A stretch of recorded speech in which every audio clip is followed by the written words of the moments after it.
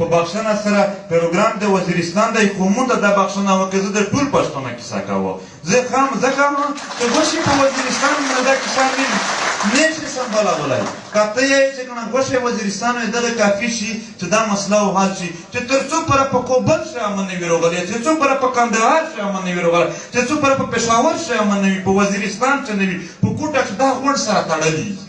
میر غونډ پښتانه سره تړلي دا مشروم نوستي درویغ دا نه یې دا کیسه دا وکړو چې په کوبل باندې کله شرې دی د دغه وزیرستان د دغه پښتونخوا کاروبار کښلی نه و د ویش نه یې څومره سامانونه راوړل څومره کاروباري نه وي چې وره ته جنګ شه که نیدره ته جنګ شه پښتین کوم یو ملت دی که څوک یې نه ماني نه دی ماني وچ په وچه به نه وماني زور وکړو سینه زوري وکړو چې نه یې مانه نور پښتین کوم ملت دی د یوه سر نه وخوري بله سر پره چې په دا کښې څه خلل رودرمي څه جنګونه کیږي دا غونډ وطن متاثر کیږي نو د دغه حواله سره همیشه چې کله هم د دغه خبره کیږي په اتفاق اتحاد باندې میر د وزیرستان خلک غونډ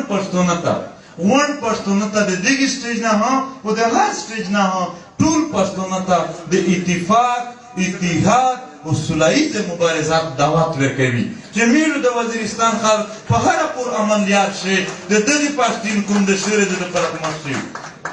او تیر که داسې شوي وي چې د وزیرستان د خاورې نه کوبل یا پېښور ډزېدلی وي دا د میژ خلک نه دی ډزولی دا د میژه سوچ نه و میژ د هغه کلک مخالف وي دا پراته خلک یې د دغه دوی نه اډه جوړه وه دا د میژ د ټول دشمن یې د دغه نه اډه جوړه کړې وه د میژ نور دا سوچ نه دی د میژ نور دا فکر نه دی میژ د پېښور په ای پي ایس ژړلي دي میژ د کوټه په وکیلون ژړلي دي میژ د کوبل په ملګون ژړلي دي میز ټول پښتنو ته یو سخت سم سوچ سخت د ژوند سوچ سخت د امن سوچ لرلی دی او انشاءالله ټول پښتنو وزیرستان ته هم د ښکلي ژوند سوچ لري دا زه یقین درکوم نن میشتو سرچک شولي ځوانان هم روچک شول کیسې یې وکړې په وزیرستان چې سره خوښه کړه چې دا مسلې دي زه یې درکوم ټول پښتانه در سره ودرېدل هغه د امونه وخوره تر اباسین پره که په دغه ملک چې دي که په بل ملک چې دي که په یورپ چې دي که په چاینا چې دي د دوی سره ودرېدل میره دوست نه چې دا کیسه